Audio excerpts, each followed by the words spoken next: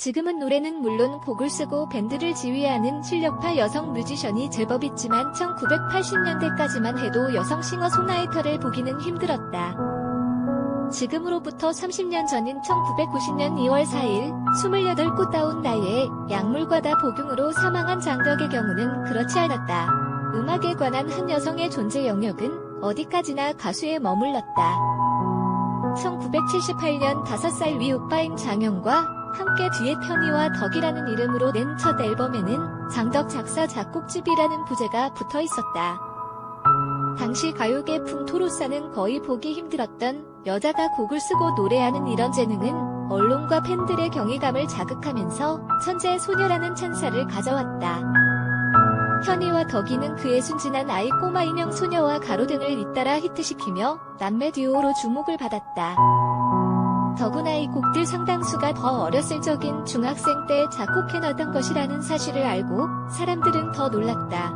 이때 장덕 1962년 나이 겨우 16살의 여고생이었다. 장덕은 70, 80년대에 활동했던 우리나라의 대표적인 싱어송라이터로 아주 뛰어난 작곡 실력을 지니고 있는데 그녀는 진미령과 이은하, 양아영, 임병수, 김범용 등 70, 80년대를 주름잡았던 여러 가수들의 히트곡들을 많이 작곡해주었던 천재 작곡가였습니다.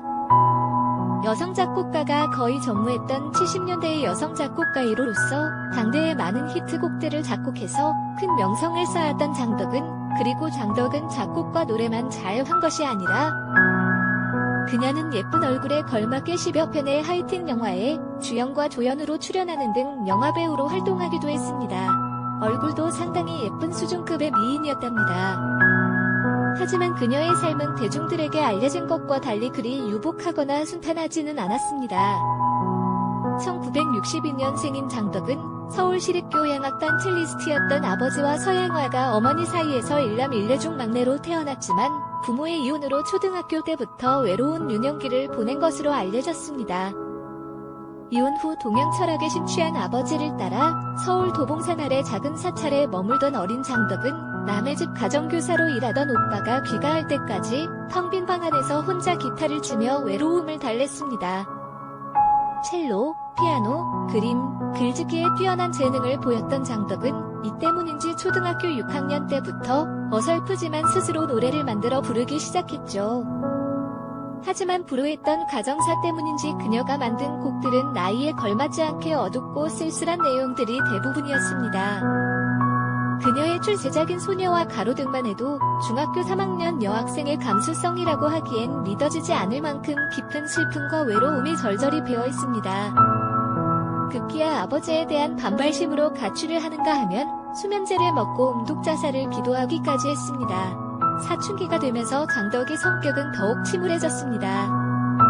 충격을 받은 장덕의 어머니는 딸이 어려서부터 음악에 관심이 많다는 걸 떠올리고는 오빠와 함께 드래곤 네츠라는 듀엣을 결성해 미 8국 무대에 설 수 있도록 주선해 주었습니다.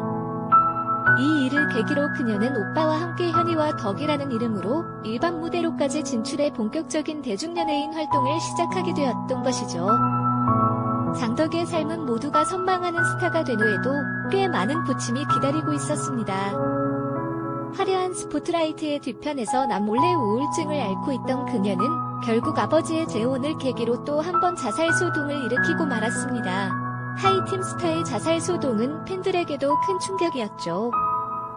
동맥을 끊고 자살을 기도했던 그녀는 결국 고등학교 졸업식을 앞둔 79년 말 국내 활동을 모두 접고 미국에 있던 어머니를 찾아 도망치듯 태평양을 건너고 말았습니다.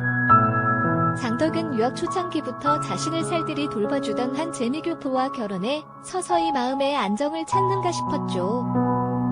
오랜 침묵을 깨고 리 패밀리라는 가족 그룹을 결성해 한인회의 각종 행사에 다시 모습을 드러내기 시작한 그 시절의 장덕은 겉으로 보기에는 누구보다 행복한 신부였습니다. 하지만 그녀의 마음속에는 자신도 모르는 사이에 지독한 향수병이 또아리를 틀고 있었죠. 결국 한국 생활을 잊지 못해 힘들어하던 그녀는 2년여의 짧은 결혼 생활을 정리하고 83년 10월 다시 한국으로 돌아와 가수로서의 재기를 모색하게 됩니다. 하지만 어린 여가수의 자살소동에 찍힌 조홍글 씨는 생각보다 큰 걸림돌이었습니다.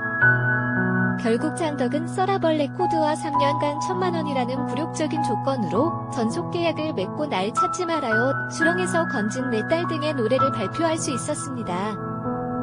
장덕 역시 음반에 대한 미적지근한 반응을 통해 몇 년 사이에 완전히 잊혀버린 자신의 현실을 받아들이지 않을 수가 없었습니다. 가수 활동의 공백기를 극복하는 것은 생각처럼 쉽지 않았습니다. 시리에 빠진 그녀는 가족들에게 연락도 하지 않고 한남동에 있는 자취방에 틀어박혀 외로움을 곱씹었습니다.